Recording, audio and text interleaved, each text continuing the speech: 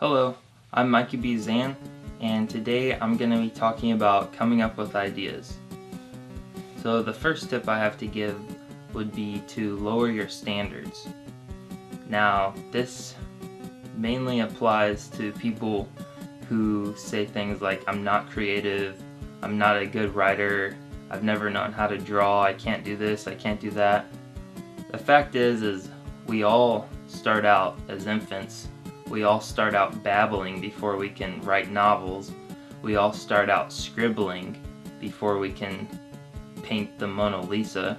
Everyone starts out terrible. A 3-year-old isn't thinking, man, I suck at drawing, I'm just gonna quit now. Human beings are instinctively creative. We have to go back to that infant mind and lower our standards. Next one would be to start out small. You don't write novels out of nothing. There's many rough drafts and revisions before the novel is published.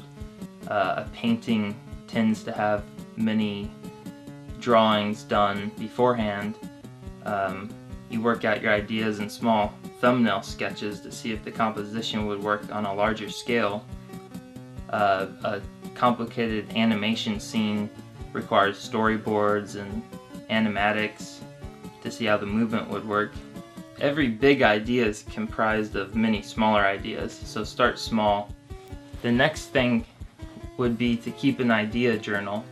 Now, this doesn't have to be like a specific book for your ideas. It can be scrap paper, napkins, whatever, but just always have something around, like a small notepad you could put in your pocket to record random ideas you have, because the creative process doesn't work on your schedule.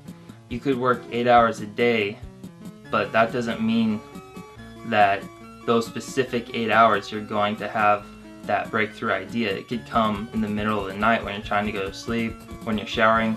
In fact, when the brain is idle, your subconscious is often coming up with solutions that you wouldn't come up with otherwise. So in a way, it's sort of leaving it up to fate, but doing it in a strategic way. Now, the next thing would be to be influenced. There is often an anxiety of influence amongst artists who become emotionally attached to their work. But you have to dislodge yourself from your work and realize that, yes, you created something, but that wasn't just you who created that. It was in fact the entire human species, because we're all influenced by each other. Even a hermit who distances himself from human society for decades, he would be influenced by something. It might not be human beings, but it would probably be nature. If he were to write poems, he would probably be writing about the wind and the trees.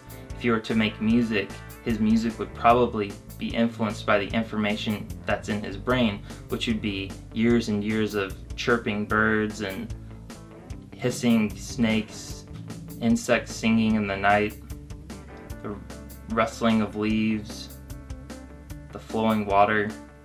No human being lives in a vacuum. We aren't separate from the environment in which we live in. The next thing would be to think about your experiences.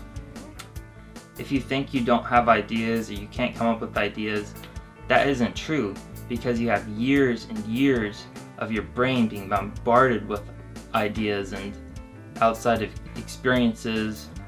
So if you can have a conversation with someone, then you can come up with ideas, because just saying words requires a tremendous amount of brain function, and I can feel my brain trying to function right now. And thinking about your experiences encompasses the movies you've watched, books you've read, everything that you've experienced, thinking about it critically, instead of just, say, passively playing a video game for entertainment, which is fine. You might try thinking critically about what makes this video game work, what makes it entertaining, what makes it stimulating. Think like a game designer, and you're going to have different ideas in your mind if you use it as a game designer as opposed to just a consumer. And the most important thing is to create often. If you work on whatever it is you're working on every single day, you're more likely to connect the dots and come up with an interesting idea. If you put off whatever it is you're working on for so long, like say you haven't worked on your novel for 2 months, well, that one day out of every 2 months that you work on it, there's going to be a tremendous amount of pressure to produce something excellent. But the reality is creativity doesn't work on your schedule. There's no guarantee that you're gonna make something interesting.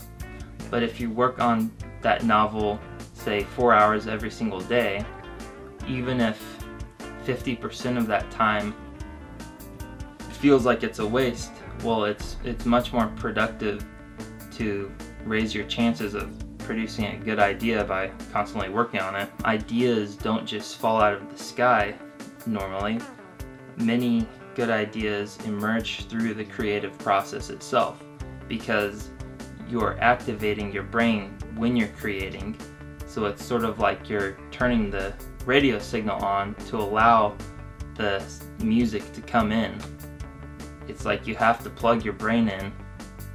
Alright, so those are some of my tips. I hope it can be helpful to you. Please let me know in the comments what some strategies that work for you are, because I'd love to know of more ways to come up with some good ideas. Thanks so much for watching, and I'll see you later.